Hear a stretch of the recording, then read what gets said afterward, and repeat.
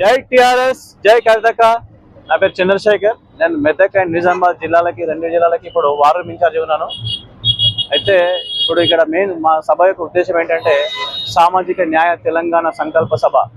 దీని ముఖ్య ఉద్దేశం ఏంటంటే సాధించుకున్న భౌగోళిక తెలంగాణలో సామాజిక న్యాయం లేదనేది మా అభియోగం.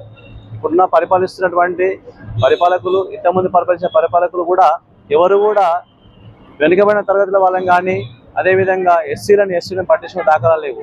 వాళ్ళకు రాజకీయంగా కానీ, విద్యాపరంగా కానీ, ఉద్యోగ అవకాశాల్లో కానీ ఎక్కడ కూడా సముచిత న్యాయం కల్పించిన దాఖలాలు లేవు. మొన్న కూడా రీసెంట్గా బీసీ డిక్లరేషన్ అని చెప్పేసి కామారెడ్డిలో బీసీ డిక్లరేషన్ చేసినారు. అక్కడ కూడా బీసీలకు ఎక్కడ కూడా న్యాయం జరగలేదు. అయితే మా అధినేత్రి కవితక్క గారి ఉద్దేశం ఏంటంటే ఇప్పుడు మనం సాధించుకున్న తెలంగాణలో మరొక చేయాల్సిన అవసరం ఎంతైనా ఉందని చెప్పి గమనించి సామాజిక న్యాయ తెలంగాణ అనే దాని మీద మనం పోరాడదాం అని చెప్పేసి ఈరోజు సభ పెట్టడం జరిగింది. అందువల్ల అన్ని వర్గాలకి అన్ని రంగాల్లో సముచిత న్యాయం వచ్చేంత వరకు కూడా మేము పోరాడుతూ ఉంటాం.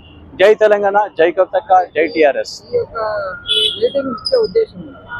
ఈ మీటింగ్ యొక్క ముఖ్య ఉద్దేశం ఏంటంటే కేవలం ఓన్లీ మన తెలంగాణలో కాదు, ప్రతి రాష్ట్రంలో బీసీలకు 50% ఇచ్చే విధంగా కేంద్ర ప్రభుత్వం పైన ఒత్తిడి అయిపోతున్నాం. నాట్ ఓన్లీ తెలంగాణ, అన్ని రాష్ట్రాల్లో కూడా అన్ని రాష్ట్రాల్లో బీసీలకు 50% వచ్చే విధంగా కొట్లాడడానికి మేము సిద్ధంగా ఉన్నాము. ఇదే ఉద్దేశంతో అన్ని రాష్ట్రాల్లో కూడా మేము ముందు రాబోయే కాలంలో పోరాడడానికి సిద్ధంగా ఉన్నాము. మా పార్టీని బలోపేతం చేయడానికి మేము అన్ని కాన్స్టిట్యున్సీల్లో మేము అన్ని ఇన్ఛార్జ్ నియమించుకున్నాము. మండల స్థాయిలో, గ్రామ స్థాయిలో, అదేవిధంగా జెండా గద్దెల నిర్మాణం జరిగిపోయింది. ఇప్పటికీ అన్ని కాన్స్టిట్యున్సీలో కూడా జెండా గద్దెల నిర్మాణం జరిగింది. అన్ని మండలంలో జరిగింది. మండల స్థాయిలో, క్షేత్ర స్థాయిలో కూడా అన్ని నాయకులు మాకు ఏర్పడినారు.